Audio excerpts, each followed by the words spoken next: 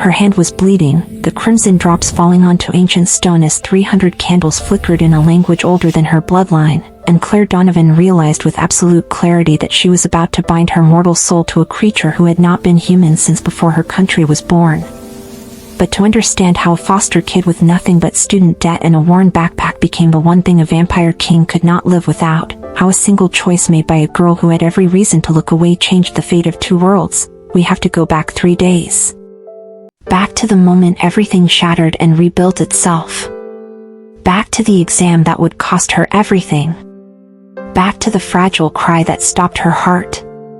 She had 17 minutes to make it to the exam hall when she heard the cry, a sound so fragile it could have been the wind, but Claire stopped anyway, and that choice would bring a king to his knees. Claire Donovan had never been extraordinary at anything except being invisible. She moved through the campus of Westbrook University like a shadow at noon, present but unnoticed, clutching textbooks against her chest as if they could shield her from her own ordinariness. The other students rushed past in clusters, laughing about parties she was never invited to, discussing internships she would never qualify for, living lives that seemed to exist in full color while hers remained stubbornly grayscale. Her scholarship depended on maintaining a 3.5 grade average. She currently sat at a 3.4. This exam, Medical Ethics 301, was worth 40% of her final grade. Professor Hartman did not give makeups. He had said so on the first day of class, his voice sharp as broken glass. One girl had asked about emergencies and he had smiled without warmth. Emergencies are just poor planning wearing a mask, he had said. Claire had studied for 6 weeks. Her notes were color-coded, her practice questions completed 3 times over. She had skipped meals to afford the textbook. She had set 4 alarms.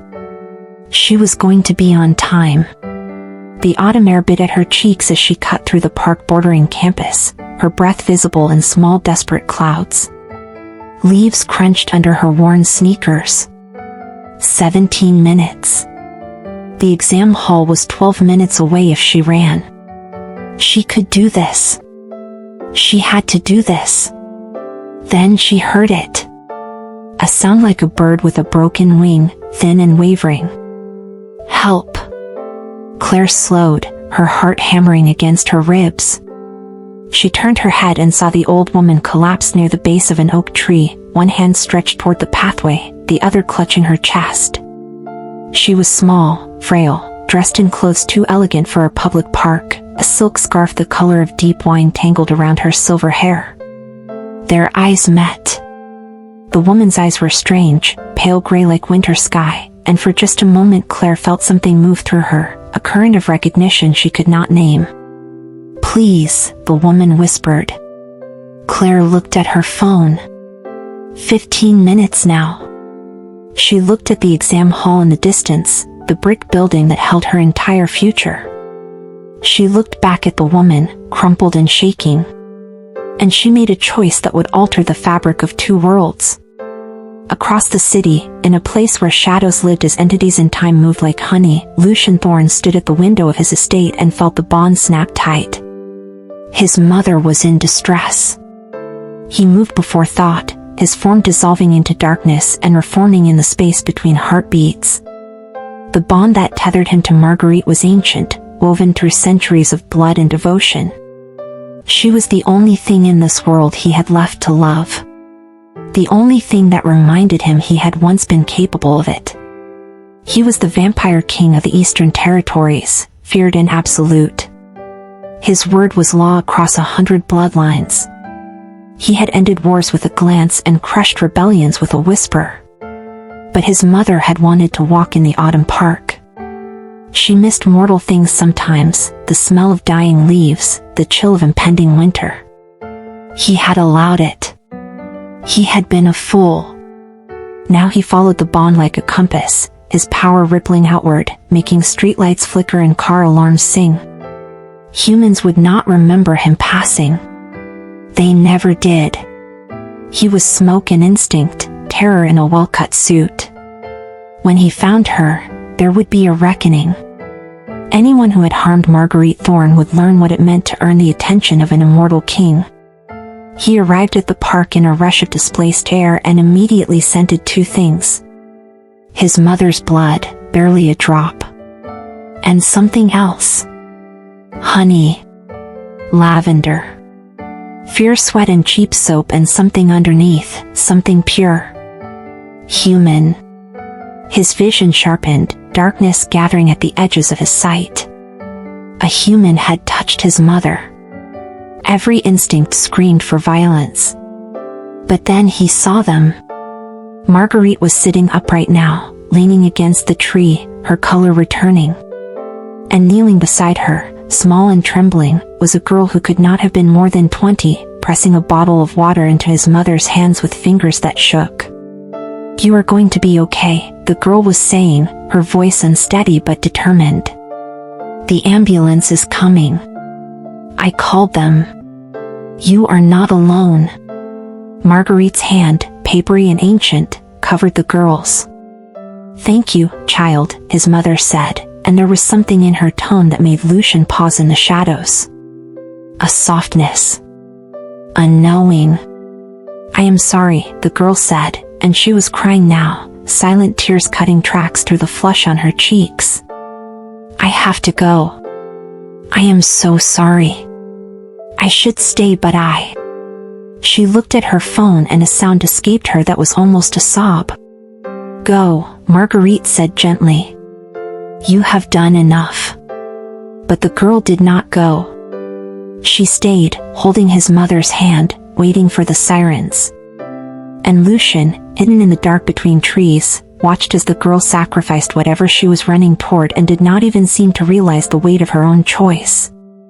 When the ambulance finally arrived, the girl stood back, fading into the background as paramedics swarmed.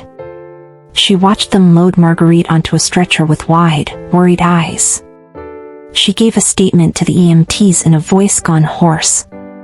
Then she turned and walked away, her shoulders curved inward, her pace slow. Defeated. Lucian let her go. He moved to his mother's side as they prepared to transport her, invisible to every mortal eye.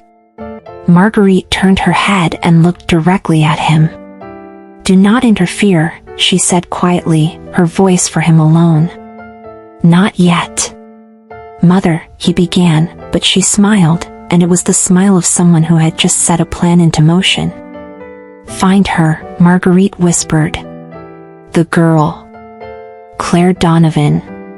Find her and see what I saw." "What did you see?" Lucian asked, though something in him already knew. "Someone worthy of a king," his mother said, and closed her eyes. Welcome to a story about the moments that change everything, about choices made when no one is watching and love that finds us in the dark. If you have ever stopped to help someone when you had every reason to keep walking, this one is for you. Drop a comment and tell me, what is the biggest sacrifice you have ever made for a stranger? Let us talk about it. Claire sat on the floor of her dorm room at 11 minutes past 8, her back against the bed frame, staring at nothing. The exam had been a massacre. Professor Hartman had not even looked up when she burst through the door 37 minutes late, her explanation already forming on her trembling lips. He had simply raised one hand, palm out, a gesture of such casual dismissal it had stolen the air from her lungs. University policy, Miss Donovan. The door closes at 8:30. No exceptions. Not for traffic. Not for illness. And certainly not for misplaced heroics. She had stood there, frozen, watching her classmates bent over their papers, the scratch of pens like insects in the silence. Then she had turned and walked out, her legs somehow still carrying her even though everything inside had collapsed. Now the room pressed in around her. Her roommate had gone home for the weekend. The silence was complete. She had called the hospital 4 times. They would not tell her anything about the old woman. Patient privacy, they said. Are you family? No. Then I'm sorry. Claire pulled her knees to her chest and pressed her forehead against them. She had done the right thing. She knew that. Believed it. But the right thing had just destroyed her future, and the woman whose life she had saved was a stranger she would never see again. The knock came at 9:47. 3 measured raps, each one deliberate, resonant, impossibly loud in the small space. Claire's head snapped up. The RA never knocked like that. No one knocked like that. She stood on unsteady legs, crossed the narrow room, and opened the door. The man standing in her hallway should not have existed.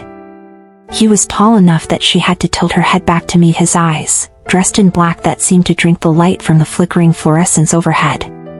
His face was sharp and severe, pale as marble, beautiful in the way that ancient statues were beautiful, cold and perfect and utterly inhuman. But it was his eyes that stopped her heart. Black. Completely black. No distinction between pupil and iris, just endless dark that seemed to look straight through skin and bone into the frightened animal core of her. "Claire Donovan," he said, and his voice moved through her like thunder felt from miles away, low and absolute. Her hand tightened on the doorframe. "How do you know my name?" He tilted his head slightly, studying her with an intensity that made her skin prickle. When he spoke again, his tone was softer, but no less powerful. "You helped an old woman yesterday. In the park near campus. You called an ambulance. You stayed with her." Claire's fear transformed instantly into something else. "Is she all right? Please, I have been trying to find out. The hospital would not tell me anything. Is she okay?"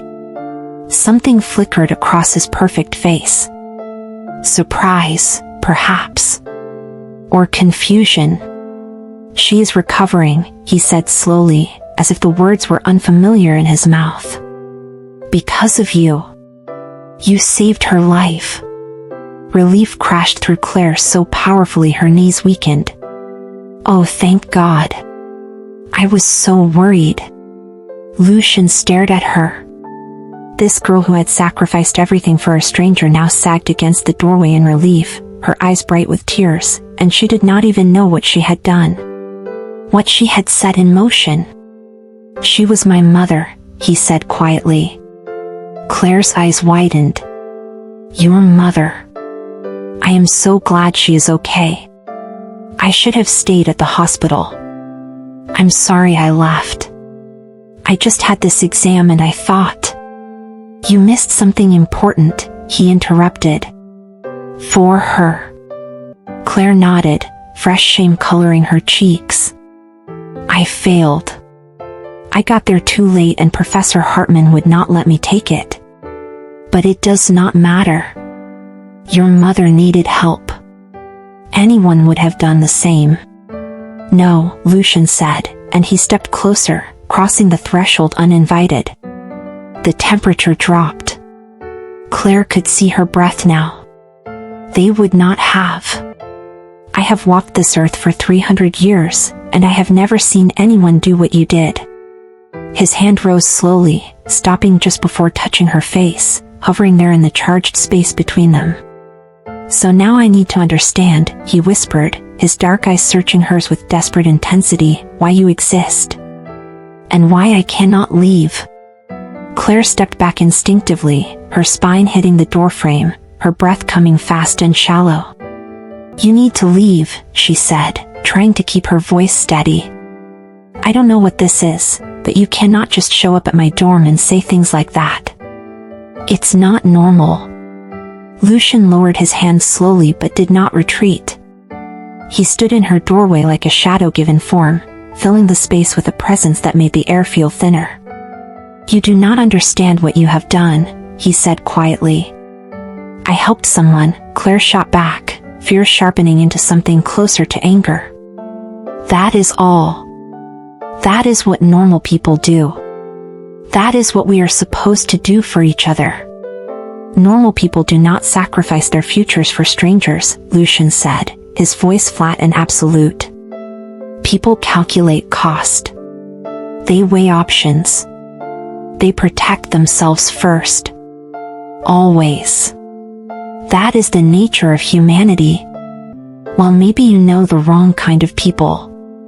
I have known every kind of people, he said, and there was such weight in those words, such bone-deep weariness, that Claire felt it settle over her like cold water. I have watched humanity for longer than your country has existed. I have seen what you do when you think no one is watching. The cruelty. The indifference. The way you step over the dying to catch a bus. Then you have not been paying attention, Claire whispered, her voice trembling but firm. Lucian went completely still. His dark eyes searched her face like he was trying to solve an equation that had no answer. Prove it, he said softly, dangerously. Tell me why you stopped. What did you hope to gain? What reward were you chasing? Nothing, Claire said. I gained nothing. I lost everything. But she was dying and I was there, and that should be enough.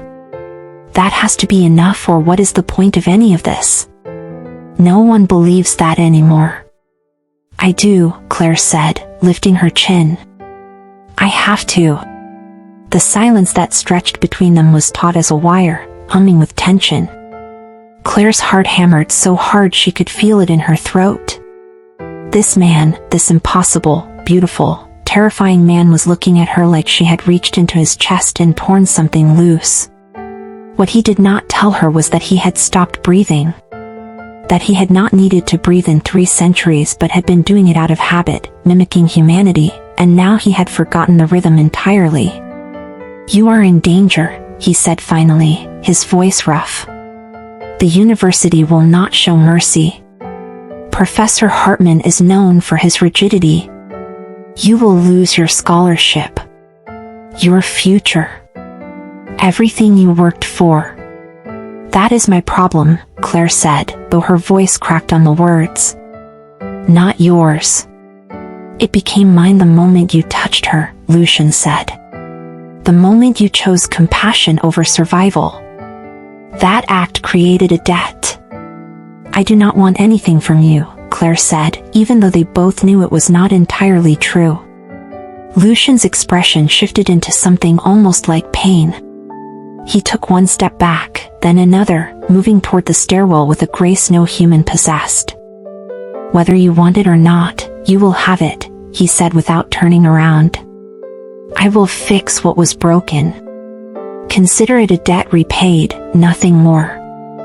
I did not do it for a reward, Claire called after him, her voice rising with frustration and something that might have been desperation. I know, Lucian said, and now he did turn, his face half-shadowed in the flickering hallway light. That is precisely what makes you dangerous. Then he was gone, dissolving into shadow and frigid air, leaving only the faint scent of winter, of old stone, of something that had no name in her language. Claire stood trembling in her doorway for a full minute before she found the strength to close the door. She locked it with shaking hands and pressed her back against the wood. What had just happened? Who was he? And why did the empty hallway feel like a loss so profound she wanted to cry? The email arrived at 6:17 the next morning, pulling Claire from dreams filled with dark eyes and voices like silk over steel. She reached for her phone with one hand, squinting at the screen, certain she was still asleep. The subject line made her heart stop. Medical Ethics 301 Exam Exemption Request Approved. Claire sat up so fast her head spun. She read the email once, twice, 3 times, her hands shaking so badly the words blurred. Miss Donovan. After reviewing the extraordinary circumstances surrounding your absence from the scheduled examination, and consulting with the University Ethics Review Board, I am prepared to offer a one-time exemption.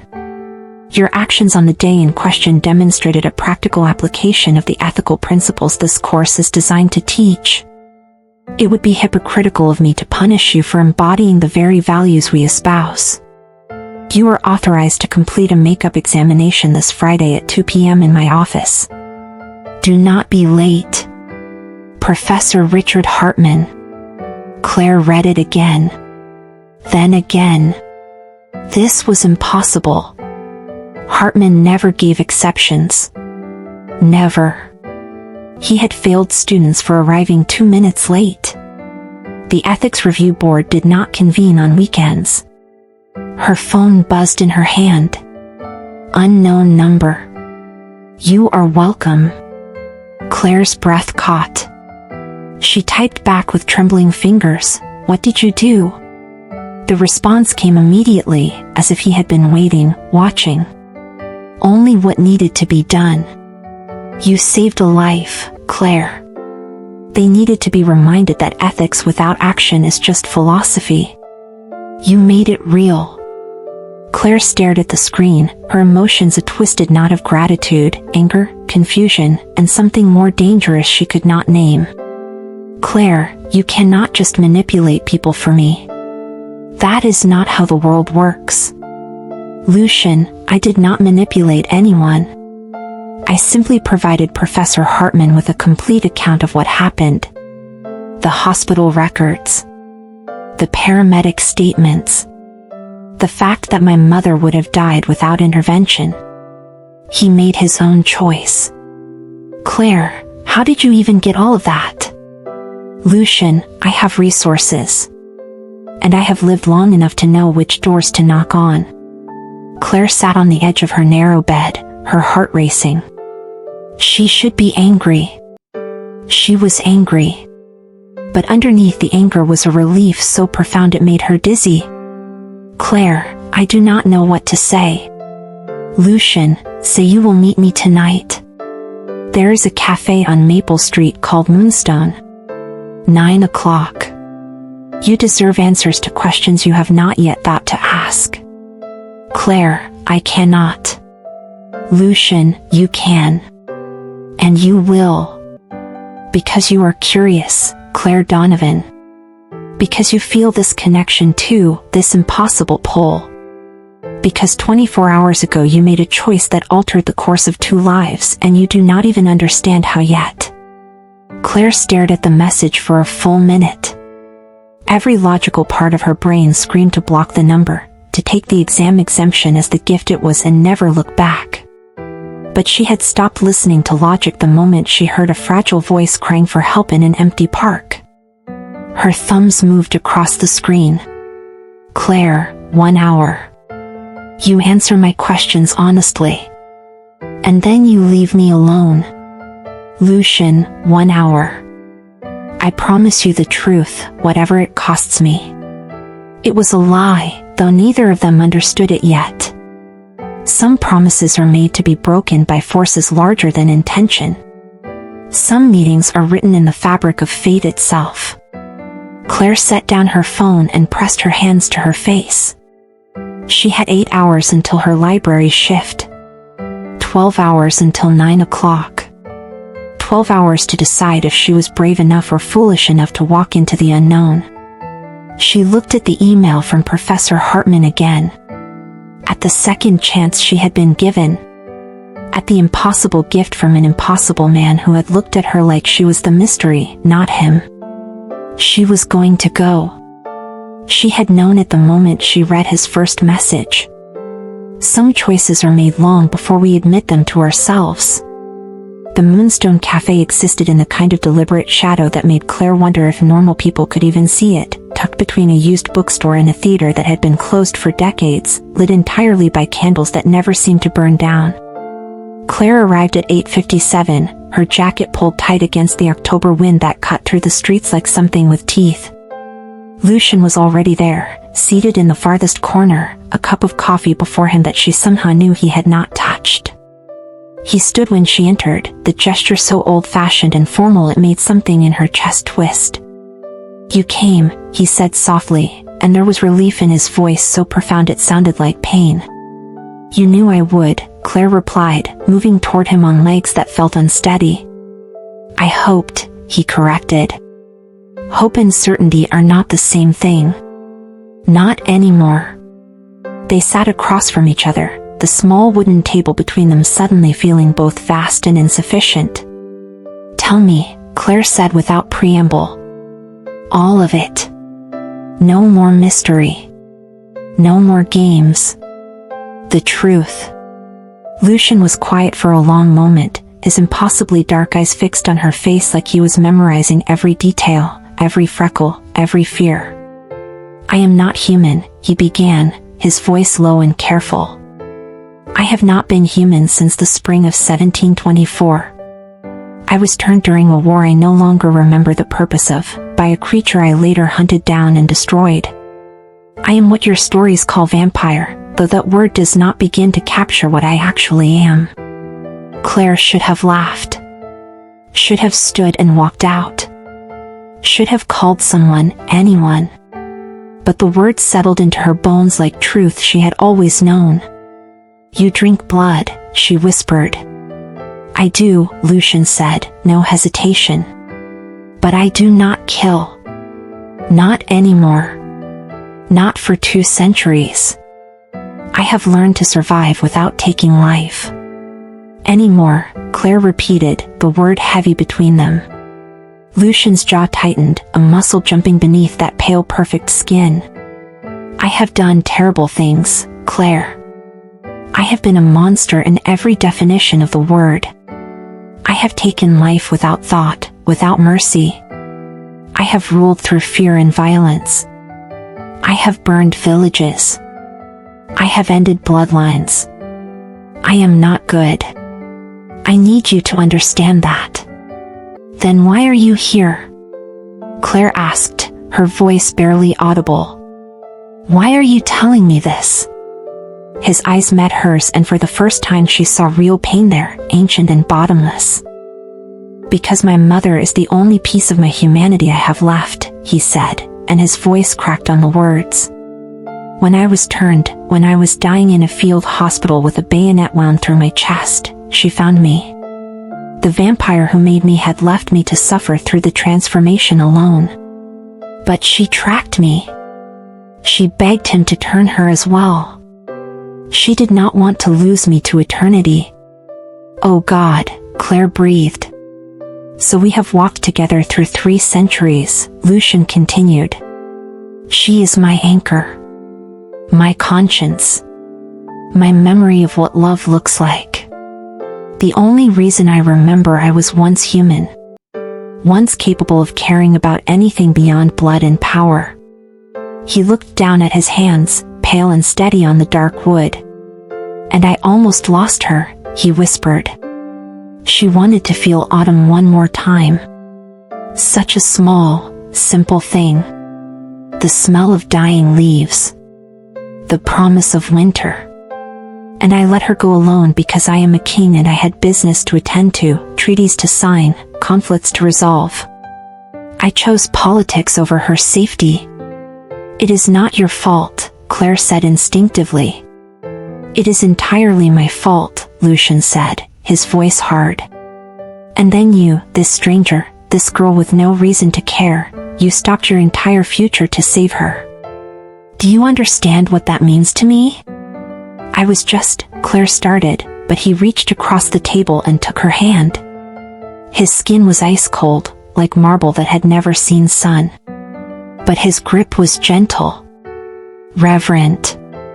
My mother saw you when the paramedics arrived, Lucian said. I was hidden in shadow, cloaked by darkness. But she has always been able to see me. And she looked right at me and said one thing. Find her. Find the girl who stopped. Find out what kind of soul does that in this broken world. Claire felt tears burning her eyes. She said you reminded her of who I used to be, Lucian continued, his thumb moving across her knuckles in small circles. Before the blood. Before the crown. When I was just a boy named Lucian Thorne who believed people were fundamentally worth saving. She said maybe you could teach me to believe that again. I am not special, Claire whispered. I am nobody. You are impossibly, dangerously special, Lucian said fiercely, leaning forward. And I am terrified of what that means. I am terrified of how much I have thought about you in 36 hours. I am terrified that I found 17 different reasons to walk past your building today and every single one was a lie. "What is the truth?"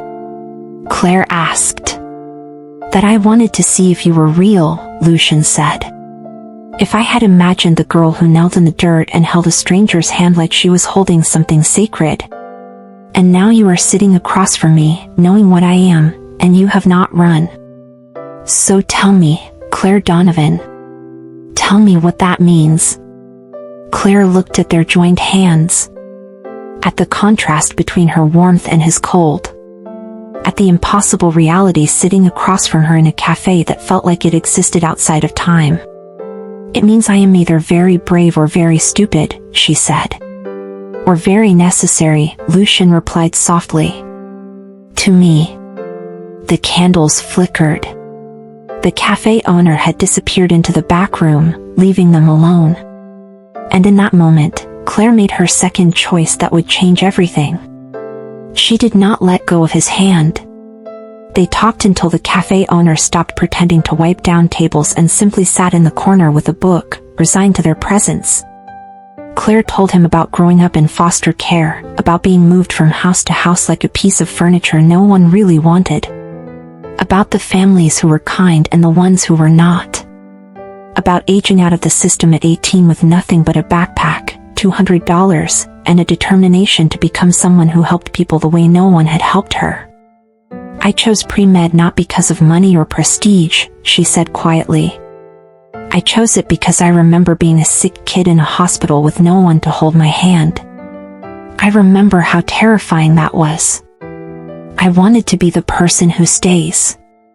"You already are," Lucian said. She told him about her roommate who barely acknowledged her existence, about eating ramen for days to afford textbooks, about studying in the library until they kicked her out because the dorm was too loud and lonely. Lucian listened like every word mattered, like he was collecting them, storing them somewhere precious. Then he told her fragments of his human life, pieces he admitted he had not spoken aloud in decades. About a farm in the English countryside that smelled like hay and would smoke. About a mother who sang while she worked and a father who taught him to read by candlelight. About a girl named Margaret with yellow hair who had promised to wait for him when he went to war. "She did not wait," he said simply. "She died of fever 3 months after I left. I received the letter the day before I was wounded. The day before I died and became this." "I am sorry," Claire whispered. "It was 300 years ago," Lucian said. "But some losses do not fade with time. They just become part of the architecture of who you are. Is that why you have not let yourself care about anyone?" Claire asked carefully. "Except your mother?" Lucian was quiet for a long moment. When he spoke, his voice was raw. "I have not let myself care because everyone I care about turns to dust," he said. "Because I am eternal and you, all of you, are so heartbreakingly temporary. Caring is just another word for preparing to grieve." "That is the saddest thing I have ever heard," Claire said. "It is the truth." "Maybe," Claire said, reaching across to take his hand again, the coldness no longer shocking. "Or maybe you have just been alone so long you forgot what it feels like to let someone in." Lucian stared at their joined hands like they were a miracle or a curse. He could not decide which. "You are doing it again," he said. "What?" "Making me feel human," he whispered. "Making me remember what hope tastes like." The cafe owner cleared his throat gently. "Folks, I hate to do this, but it is past midnight. I need to close up." Claire looked at her phone in shock. They had been talking for 3 hours. It had felt like minutes. Outside, the October air was bitter cold. Lucian walked her toward campus, keeping a careful distance between them that felt more significant than touching. "Can I ask you something?" Claire said as they walked beneath streetlights that flickered when he passed. "Anything. Why do you still feel cold? You have been this way for 300 years. Do you ever miss being warm?" Lucian stopped walking. He turned to face her, his expression unguarded in a way that made him look younger, more vulnerable. Every single day, he said. I miss warmth. I miss the sun on my face. I miss the feeling of my heart beating. I miss being able to eat my mother's bread. I miss being alive, Claire. I miss it so much sometimes I think it will drive me mad. Then why not, Claire started, but stopped herself. Why not end it? Lucian finished. Because of her. Because my mother chose this existence to stay with me and I will not abandon her. And because, he added softly, somewhere in the last 3 hours, I found a new reason. What reason? Claire breathed. You, he said simply. The hope that maybe, just maybe, someone like you existing in this world means it is still worth protecting. Claire felt tears slip down her cheeks. Lucian reached up slowly, giving her every chance to pull away, and caught one on his finger. Even your tears are warm, he whispered in wonder. Everything about me is ordinary, Claire said. Everything about you is magic, Lucian corrected. You just cannot see it yet. They stood on the empty sidewalk, the world silent around them, and for the first time in 3 centuries, Lucian felt something shift in his chest where his heart used to beat. Something that felt dangerously close to belonging. Can I see you again? He asked, and there was uncertainty in his voice, the vulnerability of someone who had forgotten how to hope for things. Yes, Claire said without hesitation. Yes, you can. Tomorrow? She smiled. Tomorrow. He walked her all the way to her dorm, waited until she was safely inside, and only then did he allow himself to disappear into shadow. But this time, the darkness felt less empty. This time, it carried the echo of her warmth. If you are falling in love with this story the way Claire and Lucian are falling for each other, do me a favor right now. Hit that subscribe button and join this family. We are building something beautiful here, a community that believes in love that transcends time, in second chances, in the magic of choosing compassion. You belong here with us. 3 days later, Lucian took Claire to meet his mother properly. The estate was impossible, a mansion that seemed to exist outside normal geography, surrounded by iron gates and gardens where autumn lingered like a held breath. Marguerite Thorne was waiting in a sitting room filled with antiques and candlelight, her silver hair swept back, those strange gray eyes bright with curiosity and warmth. The girl who saved me, she said, rising with a grace that defied her appearance of age. Come here, child. Let me look at you properly. Claire crossed the room, nervous and hopeful. I am so glad you are all right. Because of you, Marguerite said, taking Claire's hands. Because you have a good heart. The kind of heart this world needs more of. They sat together, talking easily. Marguerite told stories about Lucian as a boy, about the farm, about the life before everything changed. Claire saw Lucian's expression soften, saw him smile in a way that transformed his entire face. For 2 perfect hours, everything felt right. Then the door opened without warning. A woman entered, tall and devastating, dressed in crimson silk that looked like blood in the candlelight. Her beauty was sharp, predatory, and her eyes went immediately to Lucian with a possessiveness that made Claire's stomach turn. Darling, the woman said, her voice like poisoned honey. You have been avoiding me. Seraphine, Lucian said, standing abruptly. His voice carried a warning. This is not the time. I think it is exactly the time, Seraphine replied, her gaze sliding to Claire with barely concealed contempt. The council sent me, Lucian. They are very concerned about your new pet. She is not a pet, Lucian said coldly. She is under my protection. Your protection, Seraphine laughed, the sound cruel. How noble. Tell me, does she know what that means? Does she understand what you are really offering? Claire stood slowly, her heart beginning to race. What is she talking about? Seraphine smiled, all teeth. He has not told you? How deliciously typical. You see, little girl, when a vampire of Lucian's status offers protection to a human, it comes with certain expectations. Certain obligations. That is enough, Lucian growled. But Seraphine ignored him, moving closer to Claire with predatory grace. You think this is romance? You think he cares about you? He is trying to claim you, child. To bind you. To own you. It is what we do. We find pretty fragile things and we make them ours until they break. That is not what this is, Lucian said, his voice tight with barely controlled rage. Is it not? Seraphine turned to him. Then tell her about the blood bond. Tell her what you have been planning. Tell her that the moment she accepts your protection officially, she becomes your property under vampire law. That her life will no longer be her own. Claire felt the room tilt.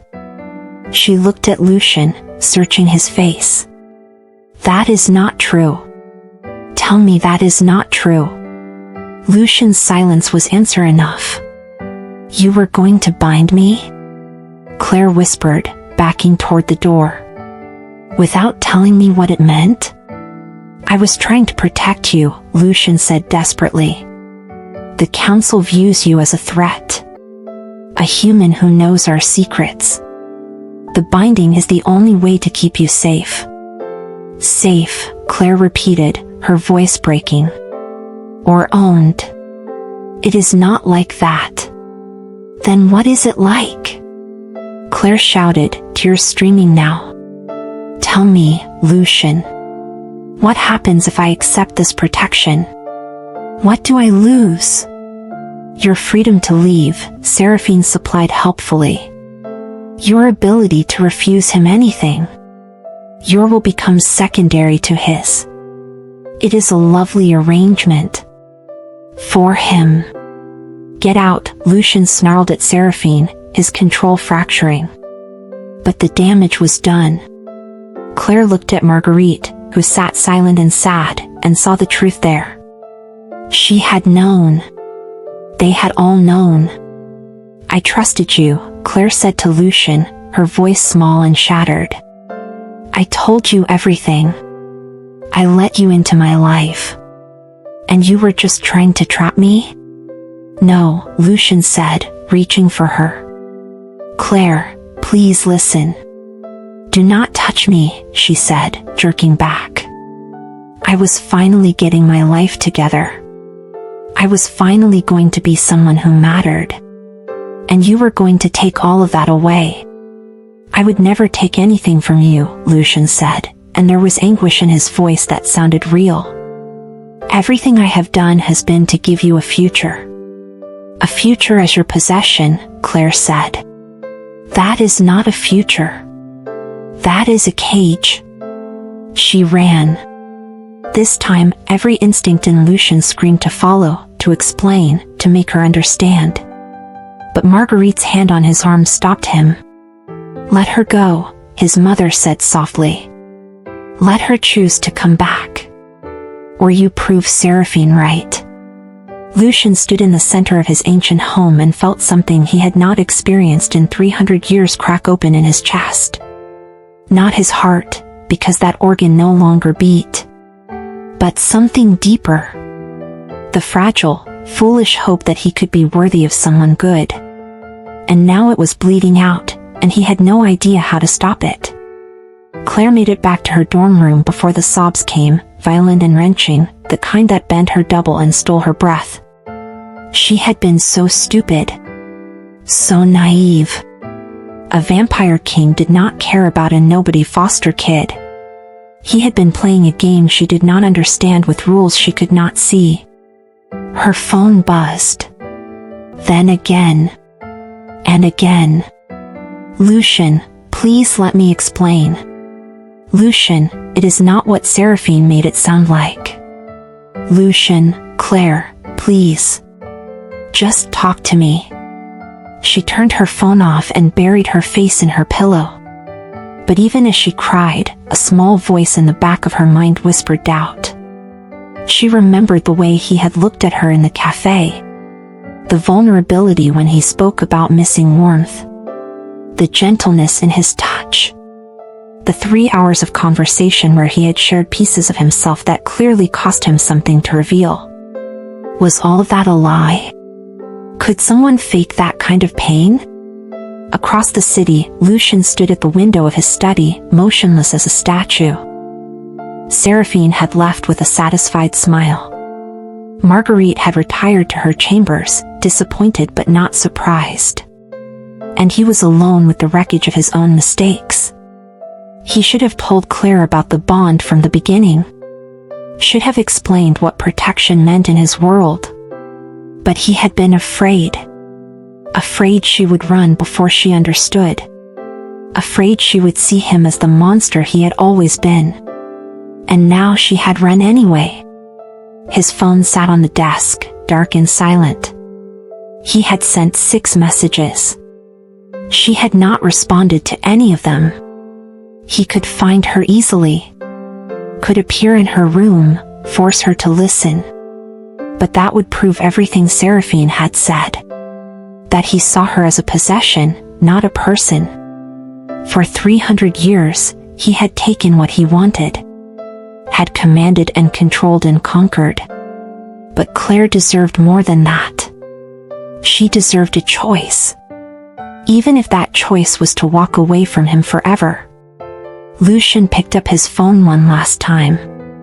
His fingers moved slowly across the screen, each word chosen with agonizing care. I am sorry.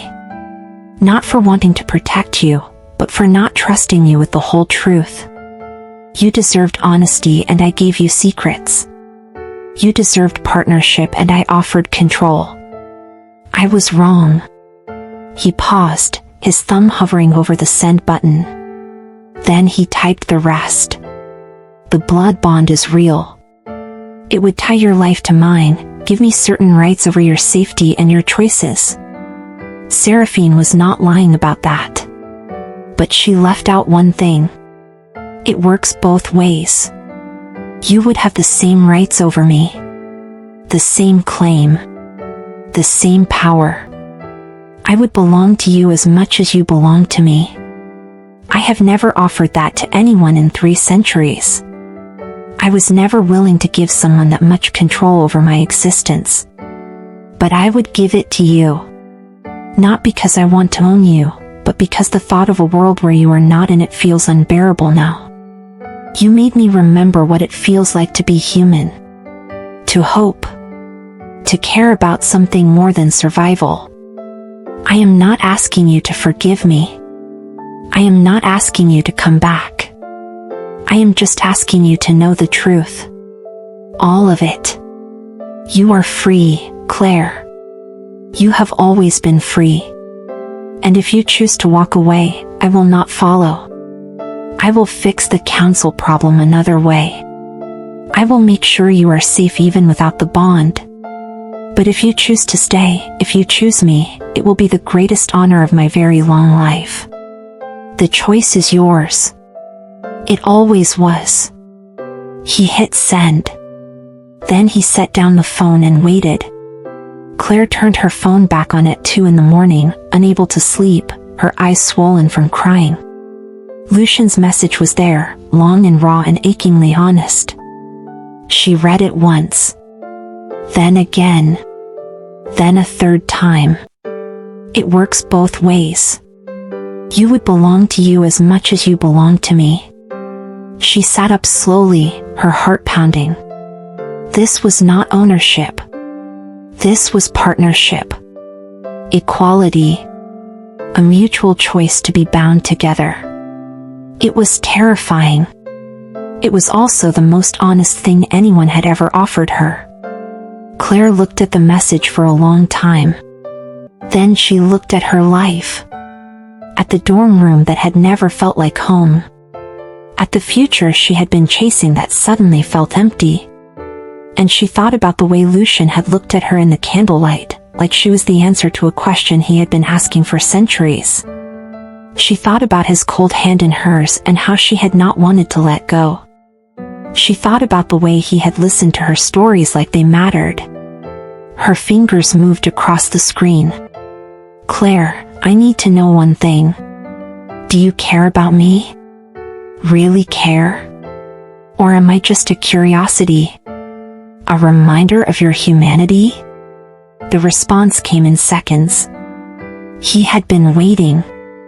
"Lucian, I care about you so much it terrifies me. I care about you in ways I did not think I was still capable of. You are not a curiosity. You are not a reminder.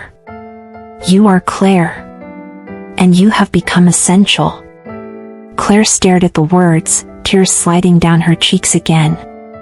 But this time, they were different. "Claire, where are you?" "Lucian, outside your building. I have been here since you left. Just in case you needed me." Claire stood, her decision made.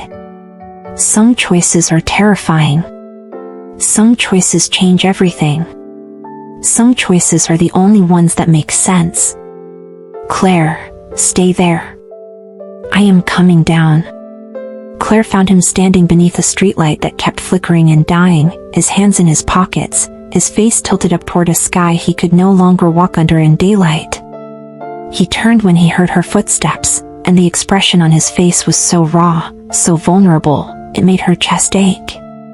"You came," he said, like he had not quite believed she would. "I came," Claire replied, stopping a few feet away. They stood in the cold autumn night, the space between them charged with everything unsaid. "I am terrified," Claire admitted. "Of what this means.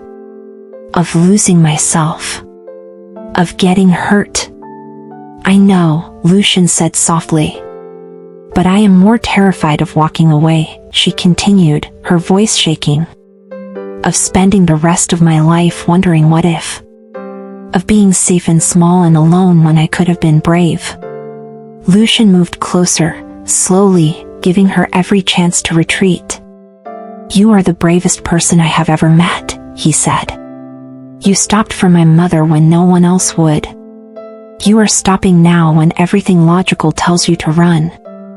That is not fear, Claire. That is courage. Tell me what the bond means," she said. "All of it. No more secrets." "It means our lives become entwined," Lucian said. "I will feel when you are in distress. You will feel the same from me. It means I cannot harm you even if I wanted to. It means you cannot be compelled or controlled by any vampire, including me. It means you become my equal under our laws. My partner. My queen, if you choose to stand beside me." "And what do you get?" Claire asked. "The same," he said simply. "And the chance to love someone again. To remember what it feels like to have something worth protecting. Worth living for." "Love?"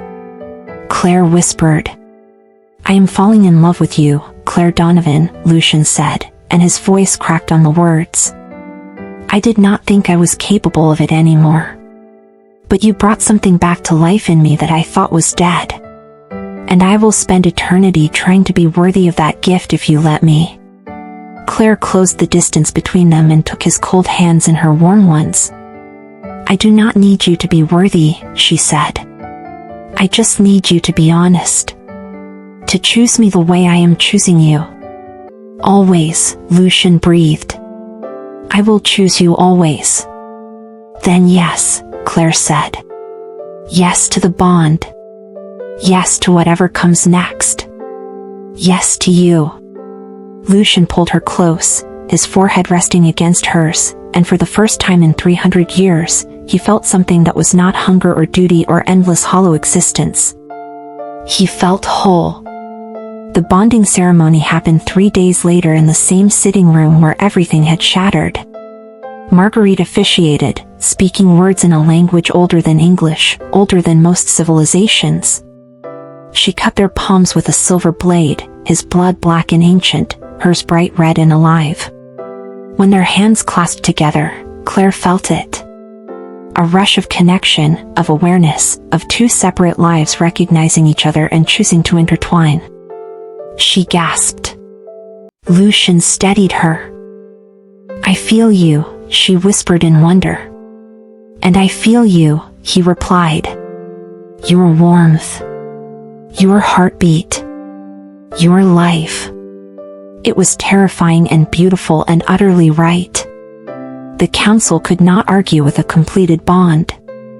Seraphine had come to offer venomous congratulations and left when Marguerite stared her down with 3 centuries of maternal protection.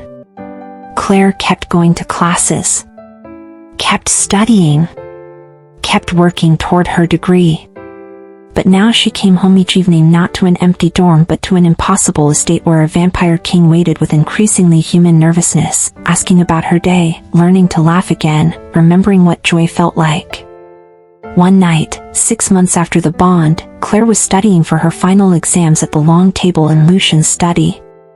He sat across from her, reading a book, content simply to be near her. She looked up and caught him watching her with an expression of such tender wonder it made her breath catch. What? She asked, smiling. I am just remembering, he said softly. Remembering what? The first time I saw you, he said. Kneeling in the dirt, holding my mother's hand like she was precious. Like her life mattered. I thought you were an anomaly. A mistake in the universe's design. Someone too good to actually exist. And now? Claire asked. Now I know you are exactly what the universe meant to happen, Lucian said. You are what I was waiting 300 years to find. Claire stood and moved around the table. Lucian pulled her into his lap, and she curled against his chest, no longer bothered by the cold, only aware of the steadiness, the safety, the absolute certainty of his presence. I am glad I stopped that day, she whispered. Even knowing everything that came after. I would make the same choice again. So would I, Lucian said, kissing her forehead, her cheeks, her lips with a gentleness that defied his nature. Finding you. Choosing you. Loving you. Best decisions of my entire existence. Even the 300 years before? Claire teased. Especially those, he said. Because they led me to that park, to that moment, to you. 2 years later, Claire walked across the stage to receive her medical degree, graduating top of her class. In the audience, invisible to everyone else, Lucian watched with pride so fierce it felt like his long-dead heart might actually beat again. Beside him, equally invisible, Marguerite smiled. You chose well, my son, she said. No, Lucian replied, watching Claire accept her diploma with a smile that could light the darkness he had lived in for centuries. She chose me. And I will spend eternity grateful. That night, they celebrated in the gardens of the estate, under stars Lucian could finally appreciate again because Claire had taught him to see beauty instead of just time passing. She wore a simple white dress. He wore black, as always. They danced to music only they could hear. Thank you, Lucian said as they swayed together. For what? Claire asked. For stopping, he said. For being late to your exam. For choosing compassion over convenience. For saving my mother. For saving me. Claire smiled against his chest. Thank you for finding me. For seeing me. For proving that love can transcend time, death, and every logical reason it should not exist. We are quite the pair, Lucian said, a hint of humor in his voice. The vampire king and the foster kid, Claire agreed. Not exactly a fairy tale. No, Lucian said, pulling her closer, breathing in her warmth, her life, her extraordinary ordinary magic. It is better than a fairy tale. It is real.